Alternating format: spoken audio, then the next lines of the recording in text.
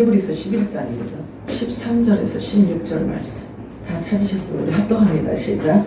이 사람들은 다 믿음을 따라 죽었으며 약속을 받지 못하였으되 그것들을 멀리서 보고 또 땅에서는 외국인과 나그네임을 증언하였으니 그들이 이같이 말하는 것은 자기들이 본향 찾는 자임을 나타냅니다.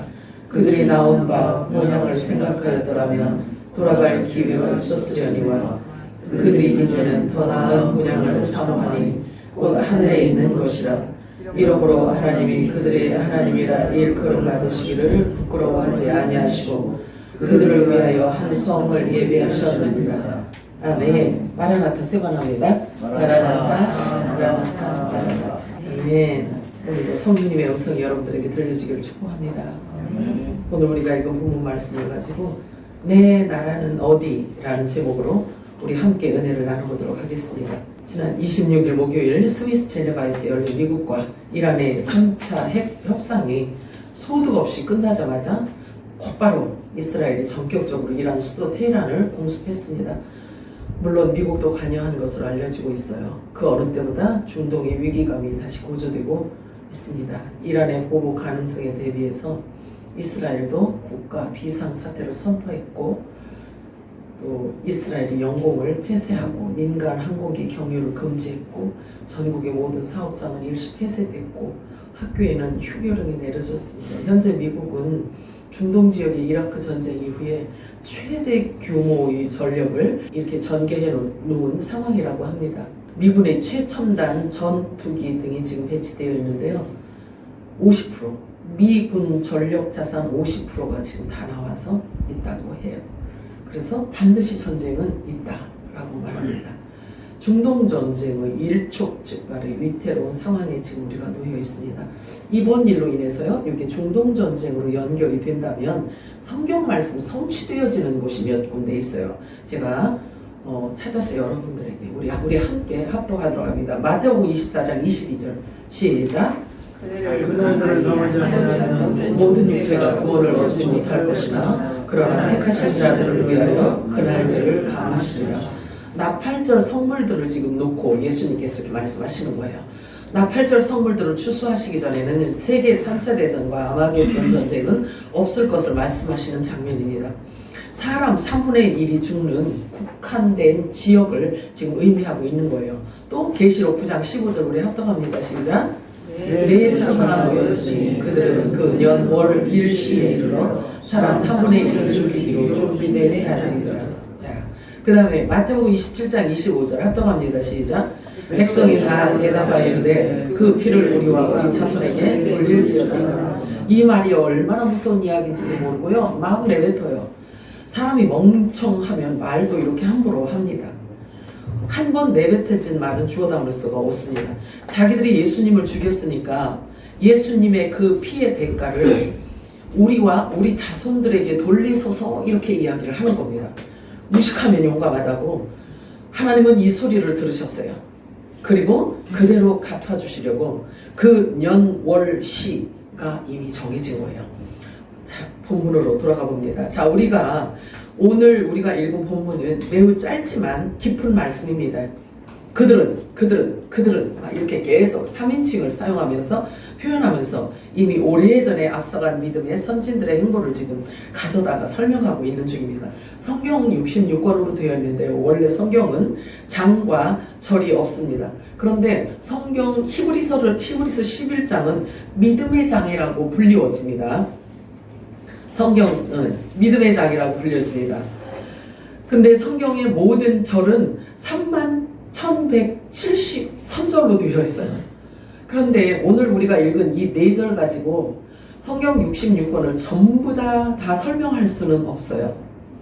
다만 기록되어져 있는 말씀은, 성경 말씀은 우리들을 교훈하고 또 우리로 하여금 인내를 얻게 하고 성경 말씀을 통해서 우리에게 위로와 소망을 가지게 하려 함이라 라고 바울은 이야기하고 있어요. 그렇다고 그 믿음의 선진들과 지금 우리와는 아무런 상관이 없다는 말이 아닙니다.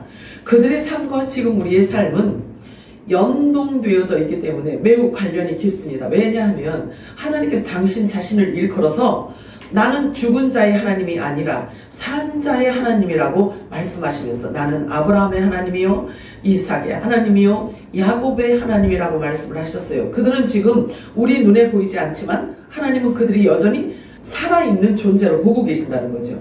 자, 그렇다면 하나님의 눈을 갖고 하나님의 시선을 갖고 하나님의 생명을 가진 저와 여러분 또한 바라보는 관점과 생각하는 것이 하나님을 닮아야 돼요. 아멘이요? 출애굽기 3장 15절 우리 합독합니다. 시작. 하나님도 모세에게 이르시되 이같이 말하기를 너희 조상의 하나님 여호와 곧 아브라함의 하나님 이삭의 하나님 야곱의 하나님께서 나를 너희에게 보내셨다 하라. 이는 나의 영원한 이름이요 대대로 기억할 나의 칭이니라. 이런 이야기를 하면 그 당시에 사람들이 모세가 한 이야기를 믿기가 참 힘들었을 거예요. 그지? 아브라함은 모세보다 몇 년을 미리 태어난 자들이잖아요. 아담도 그렇고 아브라함도 그렇고 이삭도 그렇고 2000년 3000년 이렇게 전에 태어난 자의 이야기를 이렇게 했다면 그 당시에 듣는 사람들이 그 말이 잘 믿어졌을까요? 굉장히 힘들었을 거예요. 믿기가 참 힘들었을 거예요. 모세는 자신보다 640년 전에 태어난 아브라함, 이삭, 야곱 이야기를 이렇게 기록했고 사람들에게 이 말씀을 가지고 설교를 했단 말이죠. 그런데 우리가 지금 살고 있는 현실은 이제 말하자면 모세가 그때 이야기했던 것보다도 더 훨씬 지났단 말이죠. 그지? 그러니 구약 성경이 믿어지고 신약 성경이 기록되어진 것도 마찬가지예요. 그잖아요.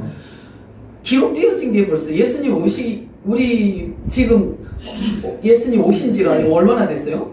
2000년이 넘었잖아요. 그런데 2000년 전에 그것도 잠깐 왔다 가신 그 예수님이 하신 그 말씀이 지금 우리가 믿어진다는 것 또한 역시 기적이에요. 그래서 믿음은 선물이라고 하는 겁니다. 자, 지금 우리가 살고 있는 현실은 있잖아요. 결국 각자의 생각이 만들어진 결과물이에요. 우리는 종종 운명이나 생각이 자신의 삶을 결정한다고 믿지만 사실은 우리 눈에 보이지 않는 작은 생각 하나하나가 자신의 길을 정하기도 하고 기회를 열기도 하고 닫기도 하고 그래서 결국 오늘의 삶을 만들어내는 거예요. 그러므로 모든 것은 마음에서 시작된다고 보면 됩니다. 성공도 실패도 행복도 고통도 모두가 생각이라는 씨앗에서 시작되고 생각을 먹고 자라고 있어요. 물론 그 씨앗이 어떤 것이냐에 따라서 열매도 달라질 수밖에 없습니다. 근데 이게 얼만큼 중요하냐면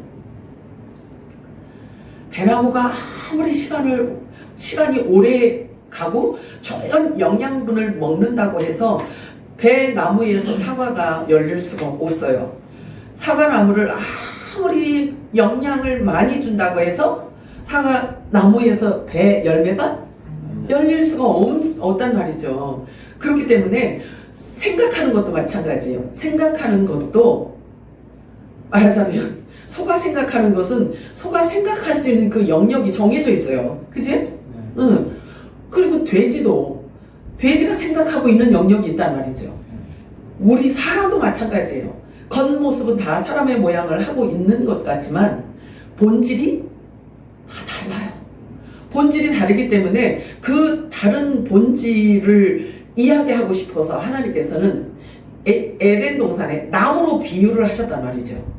그래서 생명나무 본질이 있고 선악을 알게 하는 나무의 본질이 있어요. 그렇듯이 우리 사람을 그렇게 하나님 성경은 그렇게 표현하고 있단 말이죠. 사람은 다 똑같은 것 같아요. 다 똑같은 것 같아. 몰라. 이렇게 옷을 입고 있을 때는, 육체의 옷을 입고 있을 때는 잘 몰라요. 그런데 하나님은 사람의 외모를 보지 않으시다고 말씀하셨잖아요. 그러면 외모를 보지 않는다면 그럼 뭘 보시는 걸까요? 속사람을 보는 거예요. 이게 흙이기 때문에 그냥 흙으로 돌아갈 것이에요. 이 육체는요. 그런데 이 옷을 입은 상태이지만 속에 진짜 내가 있다는 거예요. 그래서 영의 사람이냐, 혼의 사람이냐, 아니면 짐승의, 그러니까 뱀의 후손이냐, 이런 본질이 이 안에 들어있다라고 성경은 그 본체를 말하고 있는 것입니다. 우리가요, 작은 순간에 생각하는 것, 작은 생각 하나하나가 모여서 우리들의 생활 습성이 돼요. 그리고 자신의 루틴에 의해서 또 보기도 하고 듣기도 하고 말하기도 하고 생각하기도 하는 건데, 그것이 습관이 된단 말이죠. 그래서 습관은 행동을 이끌어내고 행동은 자신의 현실을 만들어내게 되어 있는 거예요. 근데 그 생각하는 것, 그 습관이 사실은 본질적인 것에서 이게 나온다는 거예요. 아주 소소한 생각이지만 속 사람의 본질이 그 생각을 하도록 하고 내 몸을 그렇게 움직여 간다는 거죠. 중요해요. 굉장히 중요합니다. 그렇게 사람들은 자신의 생각으로 하루하루를 만들어갑니다. 이젠 우리가 잠시 멈춰서서요, 내가 그동안 어떤 생각을 반복하면서 살아왔는가를 돌아보는 것도 굉장히 유익하다는 생각이 듭니다. 나의 작은 생각을 통해서 저와 여러분이 여기까지 왔잖아요. 여러분들도 마찬가지고요. 여기까지 왔잖아요. 이 결과를 만들어낸 거잖아요. 내가 정말 옳은 생각을 하고 있는가? 바른 길을 가고 있는가? 내가 가는 이 길 끝에는 과연 무엇이 있을까? 이런 것도 여러분 한번 이렇게 깊이 한번 묵상해 보는 것도 좋을 것 같아요. 자, 사람의 행동은 생각에서 태어나고 모든 감정은 생각에 의해서 불러일으켜지는 것들입니다. 그러므로 그러니까 교회를 가는 것도, 하나님 말씀 듣는 것도, 또 누구를 만나는 것도, 이런 우리가 하나하나의 작은 생각을 갖고 그런 결과를 맺게 되잖아요. 그래서 누구를 만나서 어떤 대화를 하느냐가 얼마나 중요한지 모르잖아요. 시시하게 생각하는 것 같지만 그 사람과 하루 종일 앉아서 한 이야기가 집에 가면요, 이 안에 가득 차져 있단 말이죠. 저와 여러분의 생각이 사람의 혹여 사람의 생각이라고 한다면 하나님의 말씀 듣기 위해서는 자기의 생각을 내려놓지 않으면 하나님의 생각을 받을 수가 없어요. 성령의 일을 우리가 받을 수가 없어요. 그래서 우리가 이렇게 예배 시간은 하나님과 교통하는 시간이거든요. 근데 무엇을 어떻게 교통하느냐 이거죠. 하나님은 보이지도 않는데. 그런데 우리들에게 하나님의 생각과 하나님의 마음을 성경에 기록을 해놓은 거예요. 그래서 성경에 기록해 놓은 그 말을 하나님의 생각을 듣고 눈으로 확인하며 하나님과 영적으로 교통이 이루어지는 거죠. 그래서 고린도전서 2장에 보면은 영적인 일은 영적인 것으로라야 분별할 수 있다, 이렇게 이야기를 하는 거죠. 하나님은 영이시라고 했는데 하나님의 생각을 우리가 어떻게 받을 수 있고 알아차릴 수 있느냐라는 우리 질문이 생길 수 있는데요. 그 질문은 충분히 성경을 통해서 그 해답이 다 있는 거예요. 하나님이 어떤 생각을 갖고 있고, 또 하나님이 우리를 향하신 생각이 무엇인지, 하나님은 왜 이 천지를 만물을 만드셨는지, 왜 예수를 이 땅에 보내셨는지, 또 예수를 믿게 하는 자들은 어떤 존재들인지, 이런 모든 것들에 대한 해답을 성경에 다 기록해 놓고 있다는 거죠. 그래서 우리 눈에 지금 예수님이 보이지 않지만 예수님이 우리와 함께 하신다는 거죠. 그죠? 근데 그냥 함께 하는 정도가 아니라 성경은 뭘 얘기하고 있냐면 우리 안에 들어와 있대요. 우리 안에 들어와 계신다는 거예요. 자, 그러면 하나님이 우리 안에 들어왔다라는 것은 내가 내 안에 창조의 영이 있다는 이야기잖아요. 그지? 이게 그냥 쉽게 이해할 일이 아니라 이게 어마어마한 일이라는 이야기죠. 그렇잖아요. 창조의 영이 들어왔다는 것은 저와 여러분이 그 창조의 영을 사용하면 그대로 된다, 안 된다? 된다는 것을 얘기하는 거예요.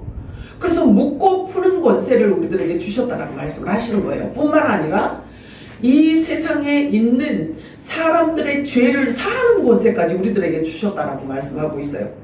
여러분들이 그 말씀을 얼만큼 믿고 얼만큼 그것을 신뢰를 갖고 사용하시는지는 잘 모르겠지만 하나님은 계속 그렇게 말씀해 주시고 있어요. 이렇게 기록되어져 있는 말씀은요, 그냥 오늘 있다가 내일 없어지는 게 아니잖아요.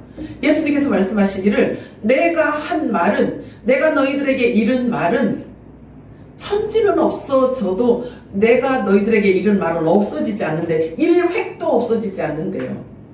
그리고 다 이루신다고 말씀을 하시는 거죠. 그러니 하나님의 말씀이 깨달아지고 믿어지는 것 자체가 얼마나 큰 은총인지 몰라요.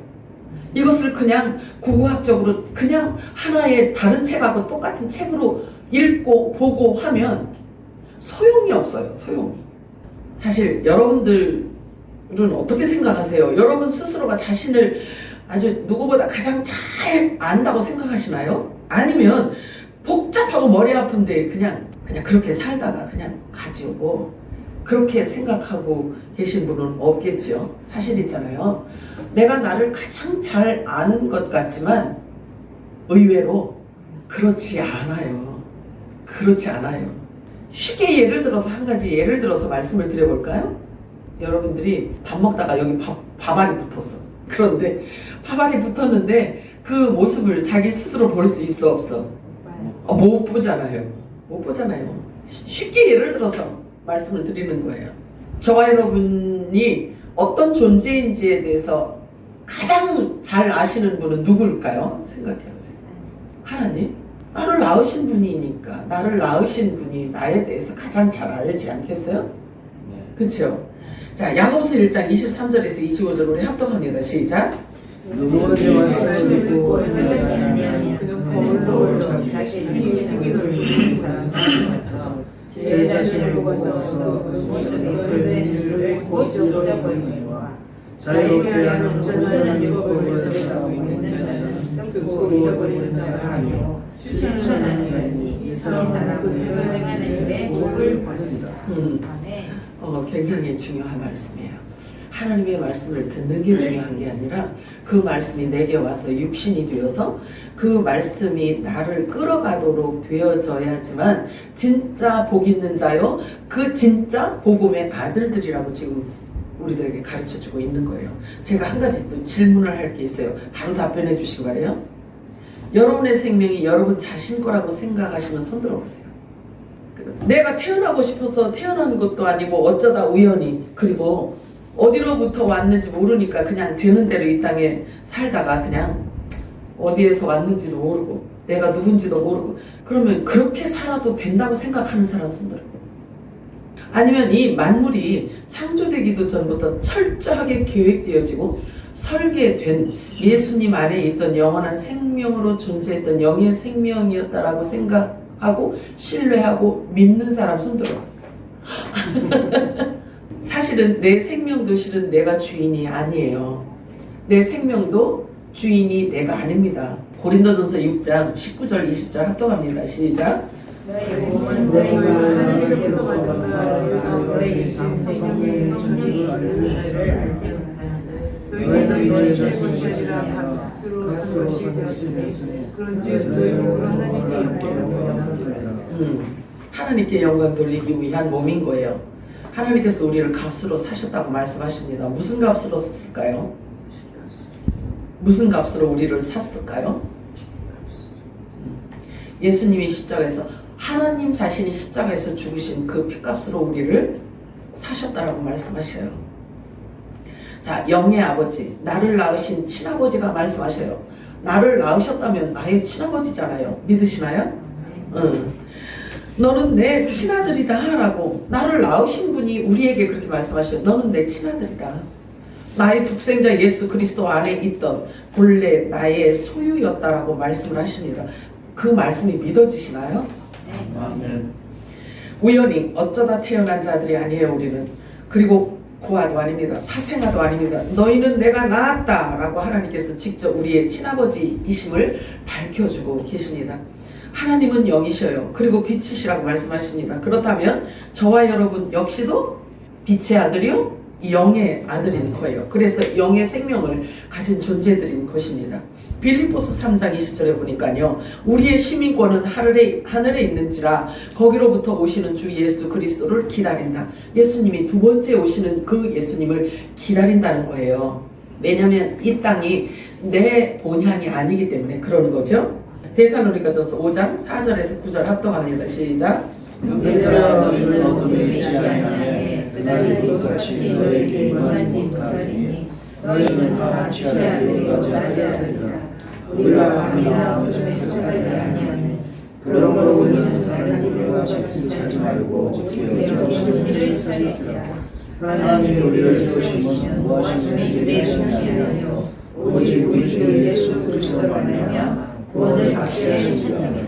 그다음에 정신을 차리라는 것은요, 예민해지라는 이야기예요. 바람이 부는 것도 느낄 수 있고 따뜻함도 그냥 느낌으로도 알 수 있도록 이렇게 정신을 차리라는 거죠.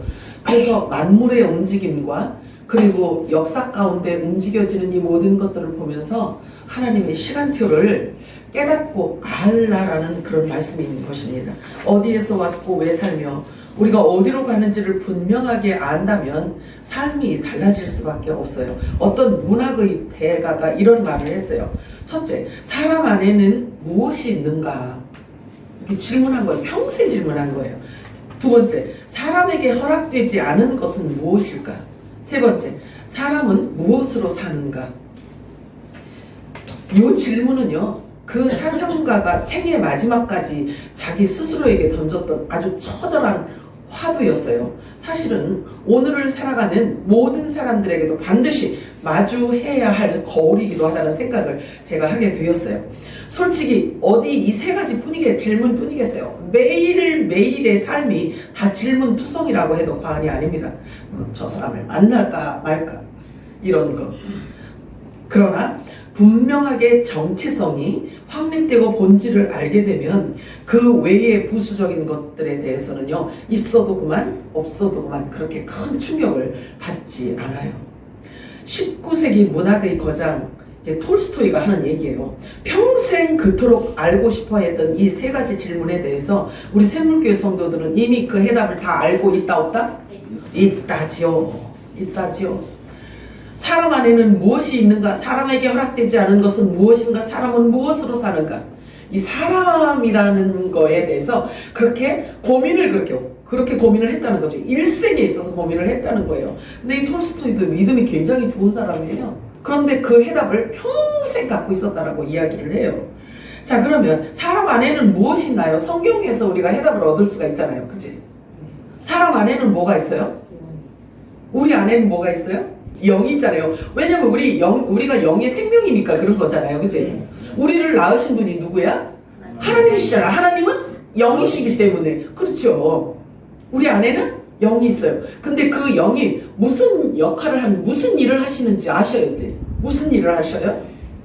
우리 안에 있는 영이 뭔 일을 하죠? 우리 안에서 하나님을 알게 하잖아요. 하나님의 영이시기 때문에 하나님을 알도록 하는 역할을 한단 말이죠. 우리 안에 있는 영이. 그래서 하나님을 알고 하나님을 예배하고 하나님을 찬양하고 하나님을 경배하다가 어느 날 갑자기 없어지는 거예요. 에녹처럼 사라져버리죠. 하나님과 동행하다 없어졌대. 우리가 무슨 고백을 해야 되는지 알지요? 자, 내 나라는 이곳이 아니야. 내가 원래 있던 곳으로 내가 가는 것을 너희가 보면 어쩔래? 이런 고백을 여러분들이 하셔야 돼요. 실은. 자, 그러면 사람에게 허락되지 않은 것은 뭐라고 생각하세요? 사람에게 허락되지 않은 것. 우리에게 허락되지 않은 것은 세상을 사랑하는 것, 우상 숭배하는 것을 하나님이 허락지 않으셨어요. 네. 그렇다면 하나님의 영, 하나님의 생명이 주어진 자들은 세상을 사랑하지 않는 거 당연한 거예요. 자, 그러면 사람은 무엇으로 사는가? 사람은 무엇으로 사는가? 그렇지. 사람이 떡으로만 살 것이 아니요 하나님의 입으로부터 나오는 모든 말씀으로 살 것이니라. 이렇게 말씀하셨어요. 그래서 이렇게 기분 좋게 이가 평생도록 고민했던 사람이 고민했던 것을 사실은 우리 성경을 통해서 다 그 해답을 얻고 있는 자들인 거지요. 아멘이요? 네. 하나님의 입에서 나온 모든 말씀으로 살기 위해서는 자신을 부인하지 않으면 안 되게 되어 있는 거예요. 새로운 소식, 복음의 소리를 받을 수가 없어요. 자기를 부인하지 않으면. 그래서 예수님께서 말씀하시잖아요. 나를 따라오려느냐? 그러면 누구든지 나를 따라오려거든 자기를 부인하고 자기 십자가를 질 것이니라. 죽어야 된다는 거예요. 육이 죽지 않으면 영이신 생명을 받지 못한다라고 말씀하고 있는 거예요. 왜냐하면 하나님 생각과 사람 생각은 항상 충돌이 있기 때문에 그래요. 항상 충돌이 있습니다. 가장 가까이에서 어떤 충돌이 있는 줄 아세요? 이것을 문자적인 것으로 보느냐, 윤리와 도덕으로 보느냐, 아니면 하나님 관점으로 볼 수 있느냐예요. 그거는요 굉장히 쉬운 것 같은데 굉장히 어려워요. 왜 그러냐면요, 하나님 관점으로 성경을 보려면 우리가 하나님의 눈을 가져야 되잖아요. 그치? 하나님의 관점으로 성경을 보려면 하나님이 그것을 허락을 해주셔야지만 되는 거예요. 그렇잖아요. 그래서 하나님의 신, 하나님의 영이 내 안에 임할 때에만 가능하다는 이야기죠. 예레미야 6장 19절 합동합니다. 시작. 들으라. 내가 이 백성에게 재앙을 내리니 이것이 그들의 생각의 결과라. 그들이 내 말을 듣지 아니하며 내 율법을 거절하였습니다. 자, 사람의 생각의 결과는 재앙이라고 말씀합니다. 그렇기 때문에 하나님께서 나를 따라오려거든 그 재앙으로 갈 수밖에 없는 그것을 바꾸라는 얘기예요. 내게 오려면 생각을 비워라. 생각을 내려놔라. 그리고 내 생각을 받아라. 하나님의 생각을. 자, 이사야서 55장 8절에서 11절 합동합니다. 시작. 이는 내 생각이 너희 생각과 다르며 내 일은 너희의 일과 다르니라. 여호와의 말씀이라. 이는 하늘이 땅보다 높은 같이 내 일은 너희보다 같으며 내 생각은 너희 생각보다 높으니라. 내게서 나는 말고 이와 같이 헛되이 내게로 돌아오지 아니하고 나의 기뻐한 뜻을 이루며 내가 보낸 일에 형통하노니. 아멘이에요? 네. 내 생각과 다르다고 하나님의 말씀을 버리면 안 됩니다. 그거는 반대야. 내 생각과 내 생각은 다르다라고 말씀을 하셨는데 그럼 충돌이 있다는 이야기잖아요. 그치? 그런데 누구 생각을 고수하겠냐 이거야. 높으신 그분, 창조주 그분의 생각을 고수를 하실래요? 아니면 내 생각을 고수하실래요? 그런 높으신 분의 생각을 고수해야지. 그래서 그 생각으로 살아가는 자들의 그 수준은 하나님 예수 수준이라는 이야기예요. 아멘이요? 그렇게 하나님이 우리를 지금 바꿔가고 계신다는 거죠. 이 말씀이 믿어진다면 누구나 하나님 말씀 앞에서 무릎을 꿇을 수밖에 없어요. 왜냐하면 하나님 말씀이 선포되어졌는데요. 그 선포되어진 말씀은요, 형통한다고 말씀하시잖아요. 이루어진다라고 말씀하셔요. 그렇기 때문에 그 반드시 이루어지는 그 하나님의 말씀을 그 말씀 앞에 무릎을 꿇어야지만 되는 겁니다. 아멘이요? 그래서 나는 주관이 있고 나는 똘똘해. 나는 이런 사람이야. 라고 생각해서 하나님의 생각을 이렇게 막 이기려고 하지 마세요. 그러면 아까 예레미야에서 뭐라 그래요? 사람의 생각은 재앙을 불러들인다고 그렇게 말씀하고 있잖아요. 자, 내가 누구인지를 알려면 나를 낳아주신 분께 물어보는 것이 가장 정확합니다. 고아는 부모가 없는 자를 말하죠. 부모가 없으면 자신의 정체성을 바르게 형성할 수 있을까요? 어렵죠. 어렵죠. 그래서 예수님께서 내가 길이요, 진리요, 생명이라고 말씀을 하고 있습니다. 진리 되시는 그분이 하신 말씀을 저와 여러분이 계속 먹잖아요. 먹으면 그 말씀이 우리 육신이 되어지는 거죠.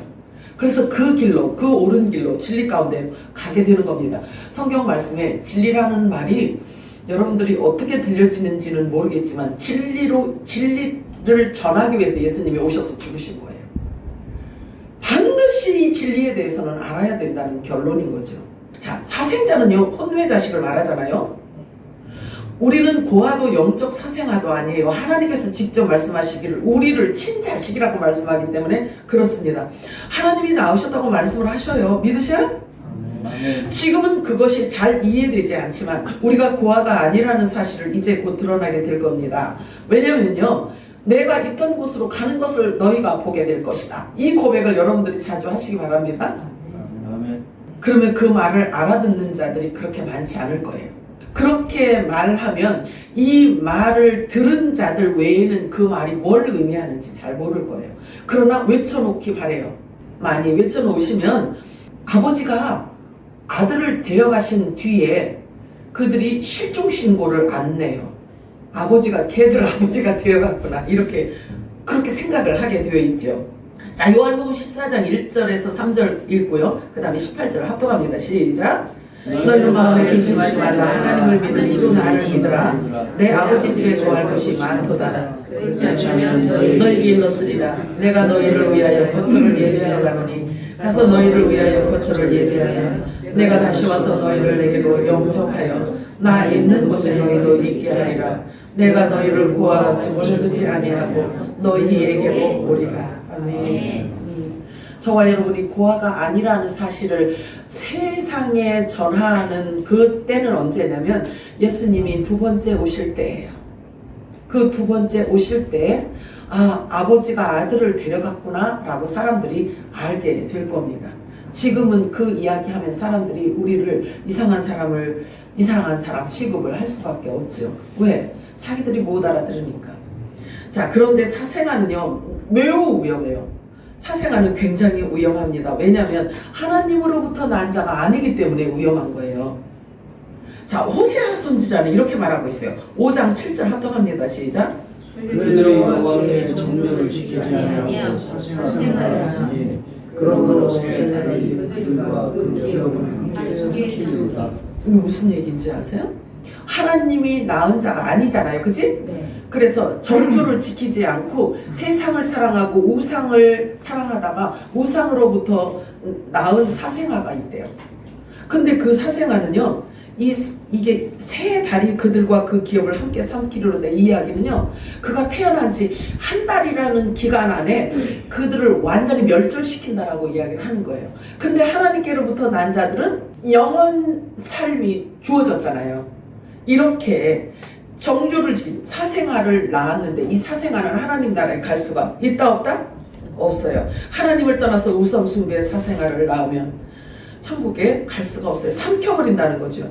낳은 지 얼마 되지 않아서 죽는다라는 이야기입니다. 킹 제임스 성경은요, 요 말씀을 이렇게 표현하고 있어요. 호세아 5장 7절 우리 합독합니다. 시작.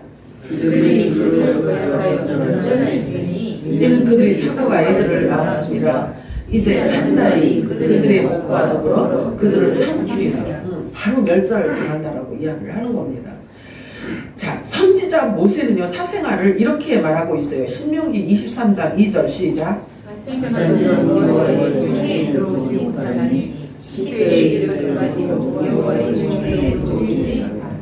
영원히 들어오지 못한다는 거예요. 에서의 후손도 되지 못한다는 거죠. 결국 천국의 시민으로도, 일반 시민으로도 천국에 들어갈 수 없다는 것을 이미 이렇게 선언해 놓았어요. 그런데 친아들들에게는요 이렇게 기록하고 있습니다. 히브리서 12장 8절에서 10절 합독합니다. 시작. 너에게 없으면 사생하여 친아들이 아니니라.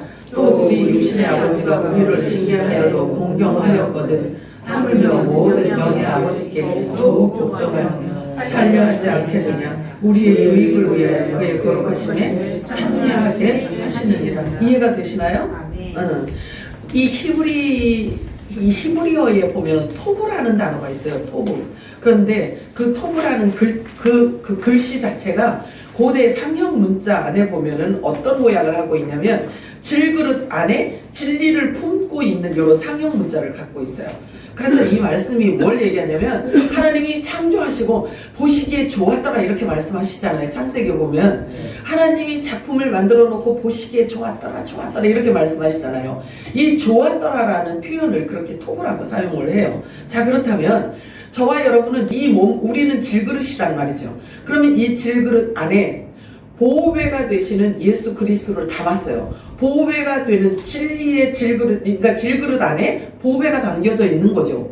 예수님을 담고 있는 거예요. 그러면 보시기에 좋았더라 라고 하는 그 작품이 되려면 어떤 모양을 해야 되냐면 징계가 필요하다는 이야기죠. 이 징계는 우리를 거룩함에 참여하게 하기 위해서 징계를 필요로 하시다고 말씀하셔요. 우리가 사생아가 아니기 때문에 아버지가 허락하신 징계가 있대요. 근데 이 징계는 뭘 위해서 하냐면요, 우리가 예수 형상을 닮게 하기 위해서 한다고 말씀을 하셔요. 그러면 그게 어떤 방법이냐, 이 징계는 어떤 방법이냐, 이 질그릇을 될 수 있는 대로 깨서 없애야 그 안에 보배가 향을 발할 수가 있는 거거든요. 저와 여러분을 통해서 나오는 것은 예수 향기가 나오게 하기 위해서 이 질그릇을 깨는데, 이 질그릇을 깨는 것을 일컬어 징계라고 이렇게 말씀하셔요. 이해가 되죠? 예수의 형상을 담게 하기 위함이고 예수의 향기를 발하게 하기 위해서 우리를 징계한다라고 말씀을 하십니다. 히브리서 11장 13절 14절 합동합니다. 시작. 이 사람들은 하나님을 따라갔으며 약속을 받지 못하였으니 그들을 머릿속으로 환영하며 또 땅에서는 외국인과 나그네를 증언하였으니 그들이 이같이 말하는 것은 자기들이 본향 찾는 땅임을 나타내느니라. 네, 이 땅에 살면서 자신이 외국인이고 나그네처럼 살아가는 사람이 그렇게 많지 않죠. 흔하지 않죠. 하루를 살아도 내가 주인인 것처럼 살잖아요. 주먹 불 끄지고 내가 주인이다 이렇게 살아가잖아요. 그런데 이 사람들은 계속 이렇게 이야기하고 있어요. 그래서 이렇게 요 말씀 전에 우리가 보면은요, 이 사람들이 누구냐예요. 이 사람들은 그들은 이 사람들은 막 이래요. 근데 이 사람들은요, 이 땅에 살면서 자기 자신이 외국인처럼 나그네처럼 증언하면서 살았다라고 이렇게 표현을 하고 있어요. 이들이 누구냐면 알아보니까 아벨, 에녹, 노아, 아브라함, 이삭, 사라 등등이에요. 자, 이들은 아들일까요? 종일까요? 아들이에요. 아들들이에요. 그럼 모세는 종일까요? 아들일까요? 종이에요. 자, 그런데 이 사람들은 다 믿음을 따라 죽었다라고 해요. 약속을 받지 못하였다라고 해요. 무슨 말이냐면 하나님의 아들임에도 불구하고 이들이 성령 세례를 받지 못하였다는 거예요. 성령 세례를 받지 못하였어요. 그런데 그들은 성령 세례를 받지 못했음에도 불구하고 그들의 삶을 통해서 하나님 나라를 전하면서 살았다라고 말하고 있잖아요. 얼마나 대단한 믿음이냐고요. 이 땅의 삶을 외국인과 나그네처럼 증언하였다라고 말하고 있잖아요. 그러면 자기들이 하늘에 속한 자였다라는 것을 그들이 이미 알고 있다는 거죠. 그렇다면 질문이 또 생길 수가 있어요. 아니, 성령 세례를 받아서 거듭나야 그래야 천국 간다면서요. 이런 질문이 생길 수도 있어요.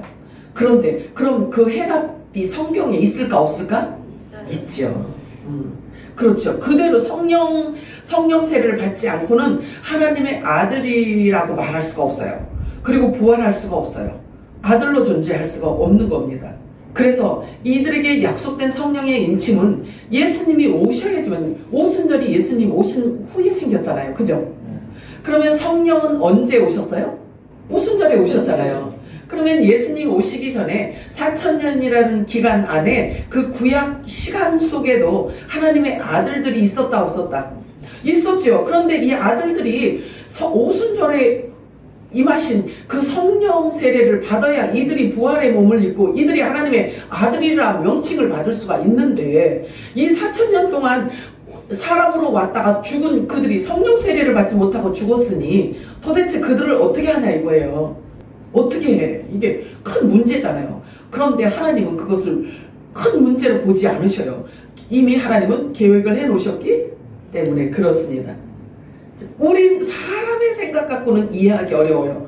그런데 하나님은 구속사에 대한 비밀을 하나님께서는 다 이루시고 성취하시기 위해서 하나님의 어떤 비밀 카드가 있는 거예요. 근데 그것을 그냥 하나님이 혼자만 생각하시고 성경에 그것을 기록을 안 해놨다라고 한다면 아들들인 우리에게 그런 의구심이 생길 수도 있지 않겠어요? 그렇잖아요. 하나님이 이렇게 한다고 하셨잖아요. 그런데 그들은 성령 세례도 안 받고 어떻게 낙원으로 데리고 가시고 낙원에서 우리보다 더 먼저 공중으로 와서 예수님을 맞이할 수가 있냐고요. 그러면 우리가 그렇게 따질 거 아니겠어요? 그런데 그거 따지지 못하도록 성경에 기록을 해놨다는 사실이지. 마태복음 27장 50절에서 53절 우리 합동합니다. 시작. 예수께서 저들에게 소리치고 영혼을 말씀하십니다. 이에 성도 회장이 예루살렘 아래까지 찢어지고 땅이 진동하며 바위가 터지고 무덤들이 열리며 사천 성도의 만남이 많으니 예수의 부활후에 그들이 무덤에서 나와서 거룩한 성에 들어가 많은 사람에게 보이니라. 요 말씀을 우리가 의미 부여를 못하고 이게 무슨 이야기인지 모르고 그냥 막 읽어 넘어가 버리면 이 말씀을 알기가 어려워요. 근데 무덤에서 나왔다라고 이렇게 이야기를 하고 있어요. 이 무덤에서 나온 자들이 누구일 것 같아요? 이들이에요. 성령을 약속받은 자들이란 말이죠. 아까 제가 말씀 아벨, 노아, 아브라함, 이삭, 사라, 다윗, 다니엘 이런 사람들인 거죠. 그들이 무덤에서 나왔대요. 무덤에서 나와서 어디로 들어갔다고요? 거룩한 성으로 들어갔대요. 거룩한 성이라고 말한다면 예루살렘을 얘기하는 거잖아요. 그래서 예수님께서 제자들에게 말씀하시기를 예루살렘을 떠나지 말고 너희들에게 약속한 성령이 주어질 때까지 예루살렘을 떠나지 말고 있어라. 이렇게 이야기를 해요. 예수님께서. 그래서 그 예루살렘 성에 들어갔다라는 것은 무덤에서 나와서 들어갔다라고 해요. 무덤에서 나와서 들어간 이유는 오순절날 예수님이 승천하시고 나서 며칠 만에 성령이 오셨나요? 예수님이 무덤에서 부활하신 후에 며칠 동안 이 제자들하고 이 땅에 계셨었나요? 40일 동안 계셨어요. 그치? 40일 동안 계셨는데 또 예수님이 승천하시고 나서 며칠 만에 오순절이 왔죠? 10일. 그래서 총 50일 만에 성령이 오신 거예요. 예수님이 부활하시고 나서 50일 만에 성령님이 오신 거잖아요. 그러면 무덤에서 나온 자들이 성령 세례 받기 위해서 며칠 동안 있었나요? 50일이죠. 그죠? 50일이에요. 50일. 무덤에서 나온 자들이 성령 세례 받기 위해서 살아나서 며칠 동안 있었냐면 성령 세례 받기 위해서 50일이 있었던 거예요. 50일. 예수님이 부활하신 후에 50일 후에 오순절이었기 때문에 그렇습니다. 여러분들 지금 이 말씀 지금 따라오고 있어? 네. 상상이 돼? 그러면 이 당시에 아브라함, 노아, 이삭, 아벨, 사라, 다윗, 다니엘 이런 자들이 다 무덤에서 나와서 살아났다는 이야기잖아요. 그런데 그러면 지금도 있어야 되는데 없잖아. 그런데 성령 세례를 받고 성령의 인침을 받고 아들의 명분을 갖고 그리고 없어졌어요. 근데 낙원에 가서 성경에는 그게 제가 아무리 뒤져봐도 못 찾겠어. 그들이 와서 성령 세례를 받고 그들이 마가다락방에 성령이 임하였잖아요. 그때 오순절에. 근데 그들이 구약의 아들들이 꽤 많았을 텐데, 그죠? 근데 그들이 마가다락방에 와서 제자들에게 성령 세례가 임할 때 같이 그 성령 세례 받았다라는 표현이 없어요. 그런데 그 오순절날 임하였던 성령은 사라지는 게 아니잖아요. 그지? 그렇기 때문에 그들에게도 성령이 임하였다라고 우리가 보면은 돼요. 근데 그들에 대한 기록이 성경에 없으니까 그냥 그건 하나님께 그냥 맡겨. 그러나 그들이 성령 세례를 받고 아들의 명분을 받고 다시 육이 죽었는데 낙원에 가 있단 말이죠. 지금 낙원에 가 있단 말이에요. 성령 세례를 받고. 이건 무슨 공상 영화 같은 이런 생각이 들어요. 근데 이 영적 세계이기 때문에 그래요. 근데 이 영적 세계도 우리가 이해가 안 될 때는 그냥 넘어갔어. 막 그냥 소설책 읽는 것처럼 이렇게 넘어갔어요. 근데 성령께서 우리들에게 계시해 주시니까 그런 것들이 다 보여지고 연계가 돼요. 연결이 된단 말이죠. 그리고 그 충분한 그런 일들이 있을 수 있을 거라는, 왜냐하면 우리도 부활의 영이 임하였기 때문에 우리 이 몸도 예수님처럼 신령체를 입어야 될 자들이기 때문에 이 마지막 늦은 비 성령의 기름 부으심은 예수님과 같은 신령체를 입기 위한 연습이에요. 연습인 거예요. 그러니까 예수님이 갖고 있던 그 모든 기름 부으심이 우리들에게도 주어지기 때문에 예수님이 하신 말씀처럼 저와 여러분에게도 그 말을 할 수 있는 능력이 우리들에게 주어지는 거란 말이죠. 그렇다니까? 안 믿어져도 성경은 그걸 우리들에게 지금 이야기하고 있다는 말이죠. 그러면 보세요. 이렇게 성령 세례를 받지 않았음에도 불구하고 아브라함이나 이 히브리서 11장에 나와 있는 믿음의 선진들은 그런 이야기를 하잖아요. 자기들이 이 땅에 사는 것 자체가 나그네요 외국인처럼 살았다라고 이렇게 이야기를 하잖아요. 그런데 그것을 증언하면서 살았다라고 해요. 증언하면서. 나는 이 땅에 영원히 이 땅에 살 사람이 아니다라는 것을 계속 이야기를 했다는 거예요. 근데 성령 세례를 받지도 않았는데 그런 믿음이 주어졌다라고 지금 말하죠. 지금 고백을 하고 있는 거죠. 성경은 기록하고 있어요. 자, 그렇다면 그때는 율법도 없어요. 율법도 없지, 복음도 없지, 말씀도 없지, 아무것도 없는데 그들이 그런 믿음을 소유했다는 것은 엄청난 사실 아닐까요? 그러면 그들과 저와 여러분을 이렇게 한번 비교를 한번 해보세요. 그들은 성경도 없고 율법도 없고 복음도 없고 예수님이 왔다 간 적도 없고 아무 근거도 없는데 도대체 뭘 갖고 믿었냐 이거지. 뭘 갖고 믿었어요? 아브라함은 믿음의 조상으로 하나님께서 이렇게 딱 선택을 한 상태이기 때문에 아브라함에게는 직접 나타나셨어요. 직접 나타나셔서 말씀 주시고요. 구약의 성경에 보면 직접 나타나서 말씀도 하셨지만 계속 말씀을 주십니다. 믿을 수 있도록. 그러니까 어쩌다 한 번씩 이렇게 나타나서 말씀을 주셔놓고 그 말씀이 잊어버리지 않도록 또 어느 경점에 가면 또 하나님이 또 나타나셔서 또 말씀해 주시고 이렇게 해요. 그런데 얼마나 믿음이 대단하냐면 그렇게 어쩌다 한 번씩 이렇게 들려주시는 하나님의 음성을 듣고요. 자기 생명을 다 걸고 살아가잖아요. 아브라함이. 그렇다면 우리는 구약도 있죠. 신약도 있죠. 예수님이 왔다도 가셨지요. 그게 역사적으로 다 증명되고 있잖아요. 그지? 그리고 성령께서 오셨죠. 그런 이 성경을 갖고 우리 손에 성경을 들고 있죠. 아니 이보다 더 확실한 게 어디 있고 이보다 무엇이 더 필요하냐 이거죠. 그런데 믿어지지 않는 것은 그래서 팔자라고 하는 거잖아. 그래서 팔자고요. 그럼에도 불구하고 안 믿어진다는 거예요. 그럼에도 불구하고. 그래서 본성과 본질이 그런 데서 드러나게 되어 있는 거예요. 예수님에 대해서 아무리 여러분들이 가서 있잖아요. 설득하고 설명하고 한다고 해서 되는 게 아니에요. 그래서 사과나무에서는 사과가 열리게 되어 있는 거죠. 생명나무에서는 생명과 실과가 열리게 되어 있는 거예요. 자, 히브리서 11장 15절 16절 우리 합독합니다. 시작.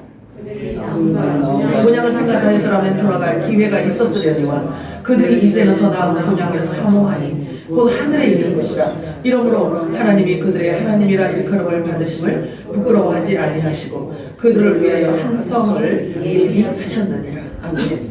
자, 이들이 육신의 본향을 사모하였다라고 한다면 그 육신의 본향을 가면 되지요. 그런데 그거보다 더 나은 본향을 그들은 생각하고 사모하였다라는 거죠. 이런 고백하고 똑같은 거예요. 저와 여러분이 고백하는 것처럼 내가 있던 곳으로 가는 것을 보면 너희가 어쩔래? 이 고백하고 같은 거예요. 자, 요한복음 18장 36절에 38절 합독합니다. 시작. 예수께서 대답하시되 나는 세상의 것이 아니라 만일 나라가 세상의 것이었다면 내 종들에서 나로 유대인들에게 넘겨지지 아니하였으리라.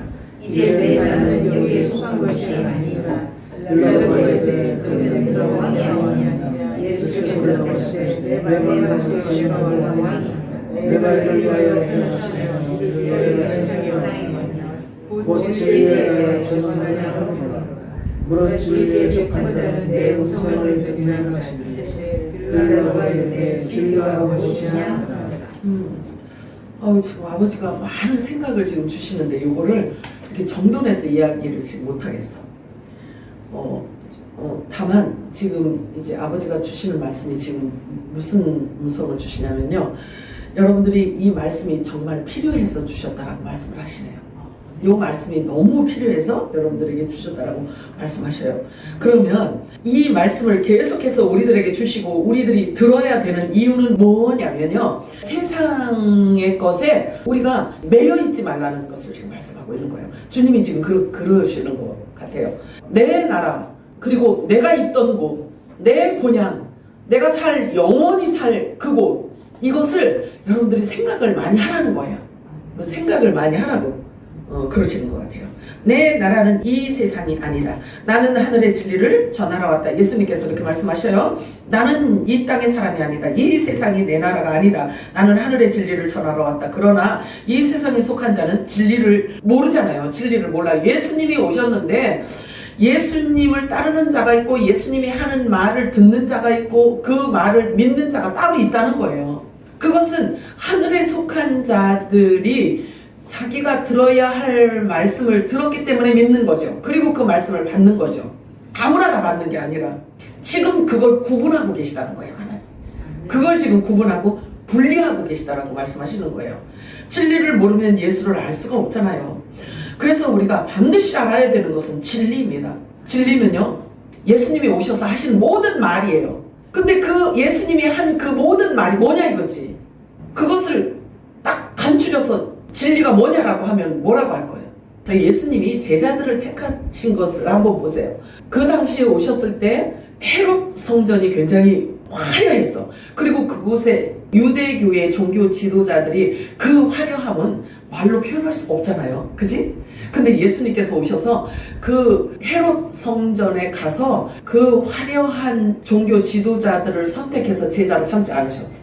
어쩌면 있잖아요. 그 화려하고 명예를 갖고 있는 그런 사람들을 예수님이 선택을 해서 제자로 삼았다라고 한다면 아마 더 많은 사람들을 이렇게 끌어모을 수가 있었을 거예요. 그지? 근데 하나님은, 예수님은 그거에 관심이 없는 거예요.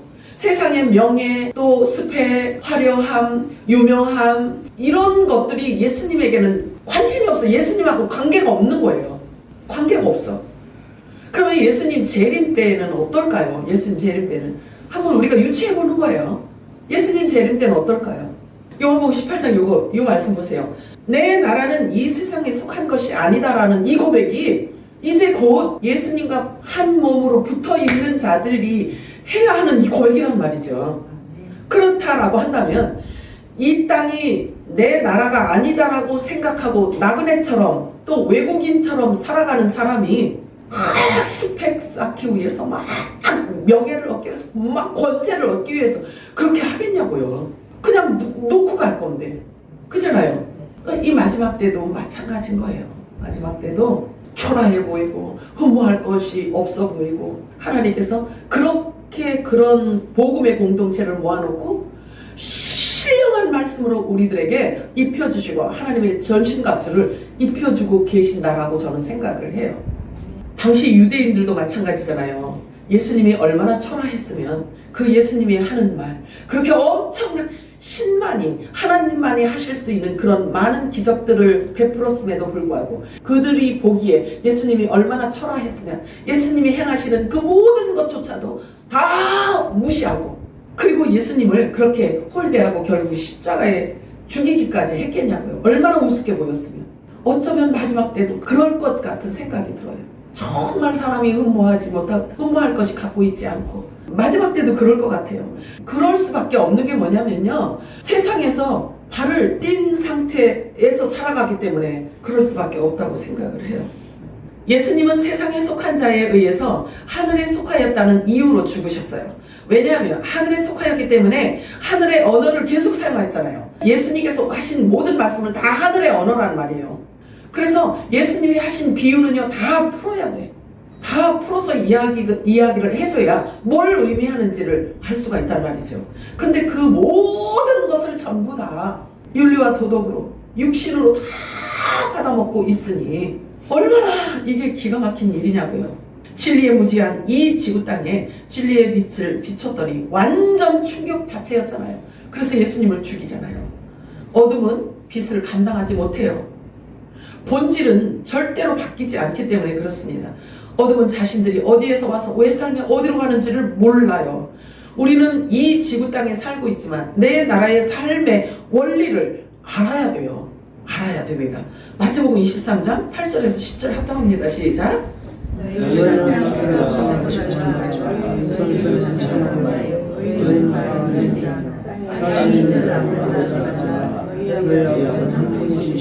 곧 하늘에 계시니시라. 또한 지도자 시험을 받지 말라. 너희의 제자는 그분이시니 곧 그리스도시니라.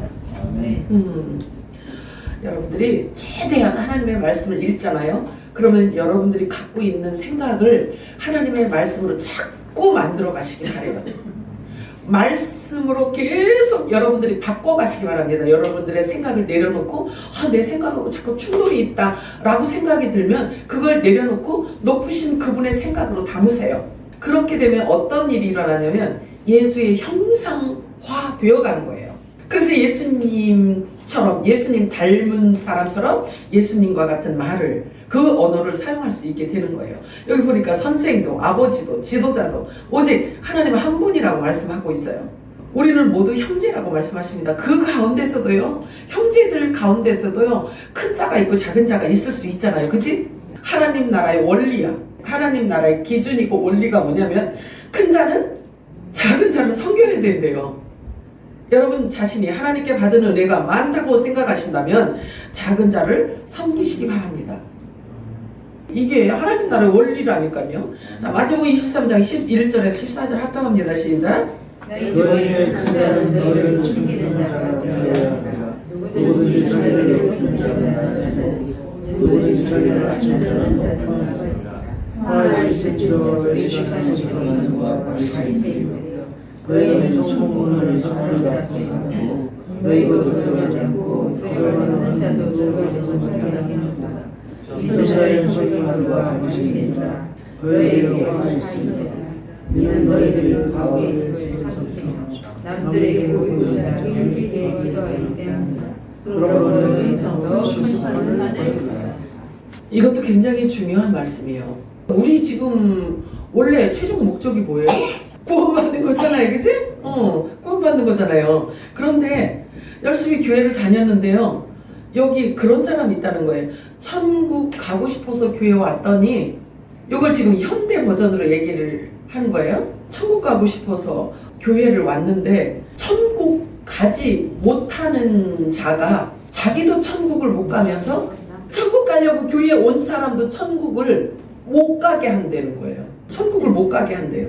그러면 천국 열쇠를 갖고 있는 것처럼 이야기하고, 나도 하나님의 기름 부음을 받았다라고 하고, 하나님이 이렇게 말씀하셨다라고 하고, 그리고 성경 말씀을 연사요하고 막 이러면서 막 이렇게 하는데 그 사람이 천국을 못 가는 사람이래요. 근데 천국을 못 가는 사람이 하는 모든 말은 결국 듣는 사람도 천국 못 가도록 만든다는 거예요. 이 말이 믿어져요? 믿어지세요? 그러면 굉장히 두렵고 떨림으로 우리가 하나님의 말씀을 받아야 되는 거예요. 그러니까 말씀 앞에서 여러분들이 정말 진정한 무릎을 꿇어야 되는 거예요. 말씀이 인도함을 받아야 되고 성령의 인도함을 받아야 그 빛이 비춰져야 선과 악을 구분할 수가 있는 거거든요. 그러면 하나님의 아들들이라고 한다면 하나님의 생명이 주어지고 하나님의 눈을 갖게 되잖아요. 그러면 하나님의 시선을 갖고 하나님의 눈을 가진 자라고 한다면 선과 악을 구분할 수 있을까 없을까? 그러면 천국 문을 닫는 사람과 여는 사람을 알 수 있을까 없을까? 알아야 돼. 알아야 되는 거예요. 당연히 알아야 되는 거예요. 그래서 천국 열쇠를 갖고 여는 자도 발견할 줄 알아야 되고, 지도 천국 못 가면서 천국 못 가게 만드는 사람도 볼 수 있어야 되는 거예요. 이게 저와 여러분에게 주신 특별한 은총입니다. 복이고요.